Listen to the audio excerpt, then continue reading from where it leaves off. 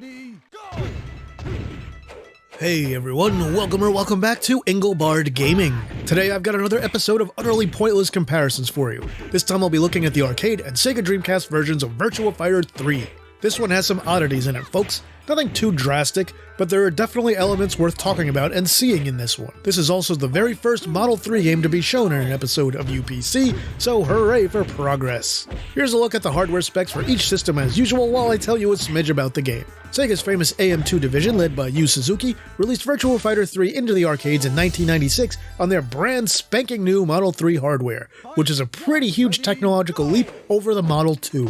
The Model 3 had much better support for things like textures, lighting, transparency, fog effects, and could handle way more polygons among many other advances. Virtua Fighter 3 was very successful overall, and was the top-grossing arcade game of 1997, the year after it was released. It had extra features like slopes that affected character interaction, advanced physics, a new evade button that allowed for full 3D movement, and much more realistic playfields. The game also added two new characters in Aoi and Taka Arashi. Personally, I always thought that the characters in this one looked a little bit uncanny, and I didn't like the game as much as Virtua Fighter 2, but I still appreciated the ways that it moved the series forward. The technical precision offered in the gameplay, timing things right down to the single frame at times, was definitely impressive, and hardcore Virtua Fighter fans absolutely loved it for that. I still enjoyed Virtua Fighter 3 quite a bit, but I've spent less time playing it than any other game in the series. It's absolutely a good and well-made game and completely worth playing today. My 19-year-old son, who had never played VF3 before, had a lot of fun playing it with me to record some of this footage.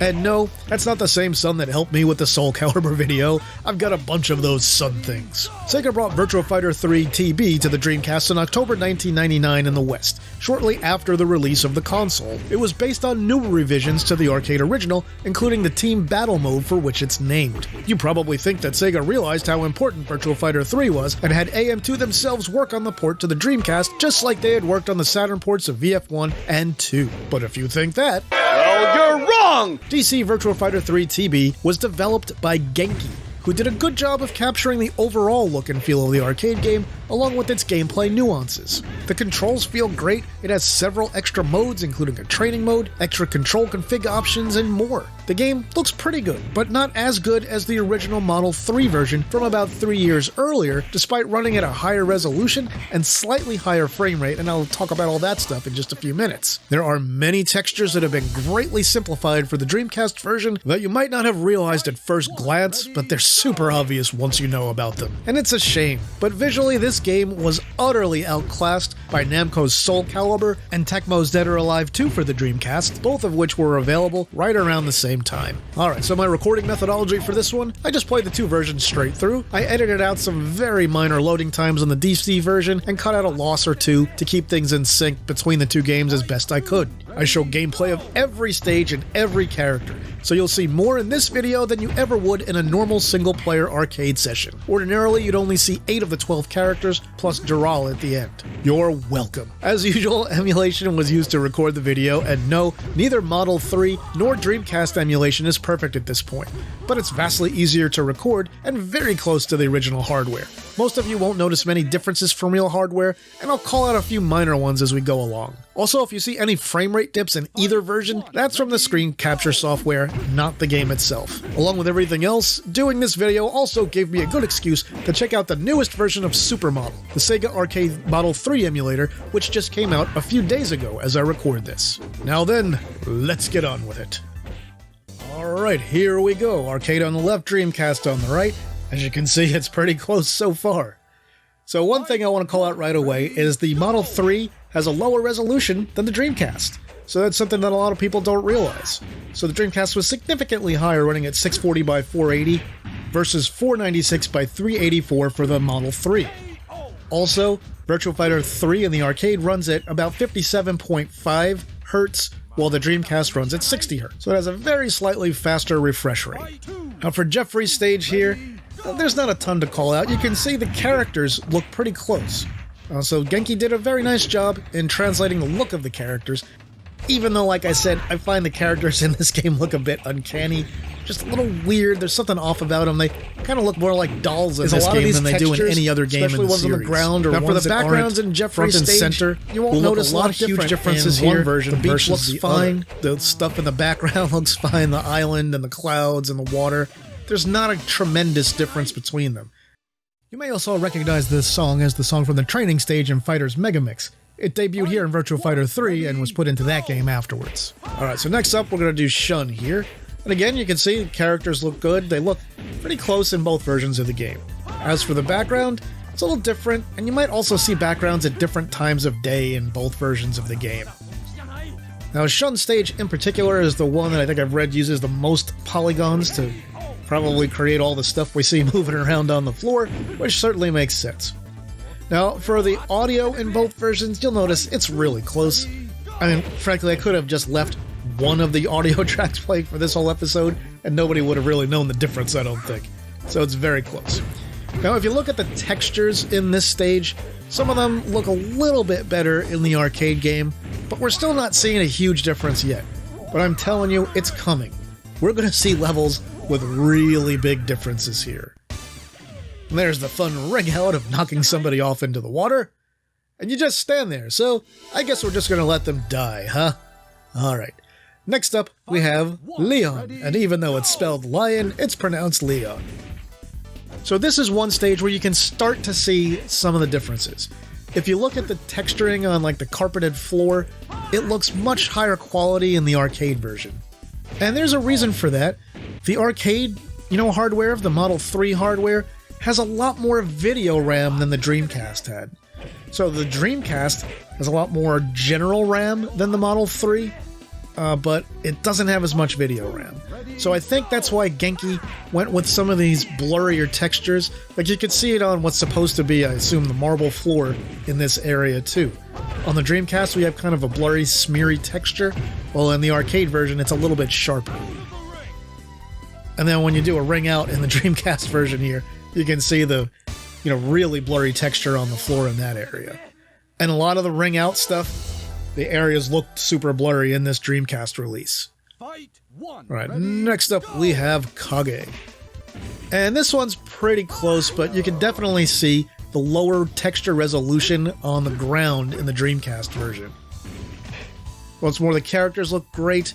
You'll also notice, though, that some things, like the bricks in the wall, are a little bit bigger in the Dreamcast one, so they don't have quite as much, fine texture work as we see in the arcade original in places. And there are a few little things like that you'll see throughout. And if you look at, like, the stairs in the background, too, they're quite a bit more detailed in the arcade than the Dreamcast one, and the texture work and shadowing on them is a little better also.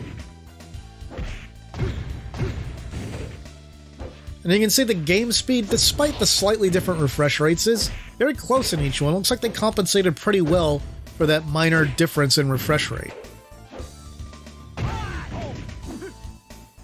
You can also see, again, we're here at sort of different times of day in this stage. It looks like a dusk version for the arcade version at this point, and we were a little bit brighter on Dreamcast. Anyway, here's Akira's stage. This is look at the wood textures on the floor. They look vastly superior in the arcade game. They have a lot more detail, they're a lot crisper, and that is despite the lower resolution. But it has so much more texture memory, basically, that they could improve that. They could have higher resolution images in there, and they could store more of them. So on the Dreamcast, it doesn't look terrible or anything. It's just noticeably lower quality. And outside, again, we have different times of day. I can't remember if there are different times of day for this stage in the Dreamcast version or not. I played through it a few times. It looked like this each time I did it for this video. Then again, you can see those super blurry out-of-ring textures on Dreamcast. Alright, this is the big one, folks. You gotta see this one. So at first, things look alright, but look at those mountains in the background, and also the wall in the background. The mountain textures in the Dreamcast are kind of a blurry mess. They're almost like N64 quality. Meanwhile, in the arcade, well, it doesn't look great. I mean, it looks a lot better. There's a lot more detail. There's a lot more information in those textures than we see in the Dreamcast version. The mountains on the Dreamcast just frankly look terrible. Now for the wall itself, for the background portion of the wall, they did, at least on the Dreamcast, try to do a little bit with the baked-in shadow on that to make it look like it had a little bit more detail. But in the arcade version, it's all just kind of flat. So I think on that part, maybe that's a little bit better, but that's the best I can say about that one. And then we have this stage, which is really simple. You wouldn't think that they'd have a severe cutback in the Dreamcast version, but look at the floor. We see a lot of fine, sharp texture in the mound that we're on here in the Model 3 arcade version.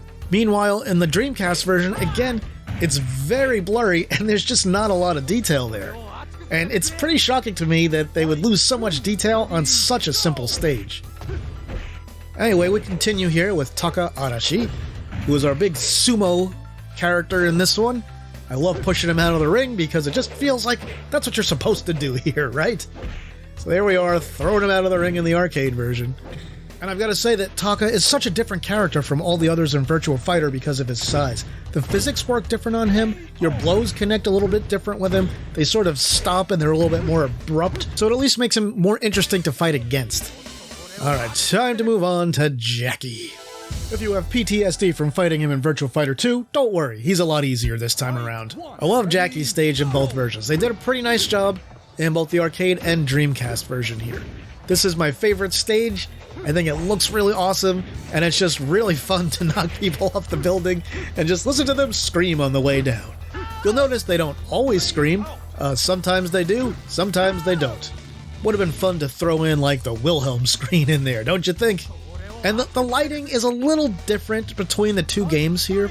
So each, hardware platform has pretty good lighting capabilities. They use them in slightly different ways in this level. And we'll also note here that in the arcade version of Virtua Fighter 3, it was pretty common to see the win count set to where you had to win 3 out of 5 games. I use the default settings on this, and I also wanted to keep the video a little shorter, so I set it to 2 wins out of 3 in both versions. By default, the Dreamcast also does the best 3 out of 5. Alright, so next up we have Pai's stage in both versions. And we're already past where you would get in the regular arcade game at this point. You only ever fight 8 characters and then Doral. So this is our 9th character, and you can see in the arcade version in the ring out, there's pretty good texture work on the floors and everything. In the Dreamcast version, it's a lot blurrier there again. Hate to sound like a broken record, but just pointing at things out that are here. And I do like this stage also. This one has a pretty severe slope on it. For some reason on Dreamcast, this stage often comes up first. But on the arcade, at least every time I played through it, it's rarely come up first. On the Dreamcast, it's been near every time. On the first time after I power up the system, I'll go fight on this stage first. It's not an absolute guarantee, but it is really close. If I had to ballpark it, I'd say it seems like it's like 90%. Alright, and then here's another character that we wouldn't have gotten to in our regular playthrough, because this is character 10 now, and this is Sarah. Sarah is, of course, a Virtua Fighter veteran, just like Pai, and she's been around since the first game. Sarah's arena is, of course, a subway stage here, where we get to see trains go by every now and then. If you want to see people get run over by a train when you ring them out, I hate to burst your bubble, but you're not going to see that here. And I will note, while you can't hit someone with the train during a ring out, you can actually run into the train and get damaged by it, but it's very tough to pull off and you pretty much have to do it on purpose. As far as the stage design goes, again, it's the same story, lower resolution textures on Dreamcast. Everything is a smidge blurrier in the background, especially stuff further away, but it doesn't look bad. It's pretty close overall. And I've got to say, for the Dreamcast one, I'm not super thrilled about almost the fog-looking colors they went with to represent the vanishing point if you look far into the background. But I mean, again, it's not terrible, it's just kind of alright. One quick note for Fighters Megamix fans, Aoi was brought into the game pretty much as the hidden character Janet from the Virtua Cop series, who has most of her same moves. And I will say, for Aoi's stage there, you can see that they were pretty close. We had snow in the arcade version, there was none in the Dreamcast on this playthrough, but it does sometimes snow in the Dreamcast version too. Now, one other thing I want to mention here, I said I would tell you about some differences in emulation. Right now, for the arcade, really, your best choice at the time of this recording is still to use the Supermodel emulator. For the Dreamcast, we have two big options these days. The first one is Flycast, which you can use straight through RetroArch, and then the other one is Redream. And they both have minor issues with this game. So in the case of Flycast, you'll see issues on the replays where it shows a little bit of the level above the letterboxing, and I cut that out in the areas where I used Flycast. I did also use Redream for some of this. It was just easier for me to do the two-player stuff with it. And that one, it had some weird slowdown issues where it wasn't quite running at the right speed and frame rate all the time, even though I'm running it on a very powerful computer at this point. So our last player that we're going to see here is Wolf. This is the only character we haven't seen yet. And we have this lovely little desert scene. In the arcade, we're looking at sunset. In the Dreamcast version, we're looking at daytime. The sunset version of the stage is in the Dreamcast one, but you have to unlock it via hidden command when playing in two-player mode. I don't remember seeing it in one-player mode versus Wolf, but I can't be 100% sure. To get some of these characters, I had to play this game many times. Some of them I just couldn't really run into in a single-player game, so I had to have my son play two players with me, and so we could choose all the backgrounds and everything and see them. Alright, and here's our fight with Dural. So I'm going to spoil this one. I win in the arcade version, but I lose in the Dreamcast version. And for Dural, you could possibly fight her on a whole bunch of different backgrounds. So I was just fortunate that I was able to get two of them that were on this one particular background. So we can see it looks pretty much like Jackie's stage, but it's missing all the buildings and everything else that was in the stage where we fought against him. Now Dural, like in every other version of the game, has a bunch of moves from a whole bunch of characters, and is a real pain, and you only get one shot at beating her. So if you lose to Dural, there's no continuing, you just lose and that's the end of the game. If you win, well, you win, but you don't get anything special. We're just going to move on to credits here. And you can see I did leave in the arcade version my middle round lost, just because it helped with the timing of this one. So I'm going to reach my ultimate loss in the Dreamcast version there, and there's my ultimate victory in the arcade version. So you get to see one loss and one win, and then we're going to move on to the ending. Alright, so here is the ending.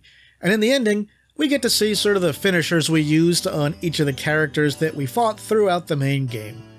Now you won't see these in the same order as you saw them in this video, especially on the Dreamcast version, because I had to stitch together a whole different bunch of playthroughs to be able to show you, the same characters fighting each other in the same backgrounds.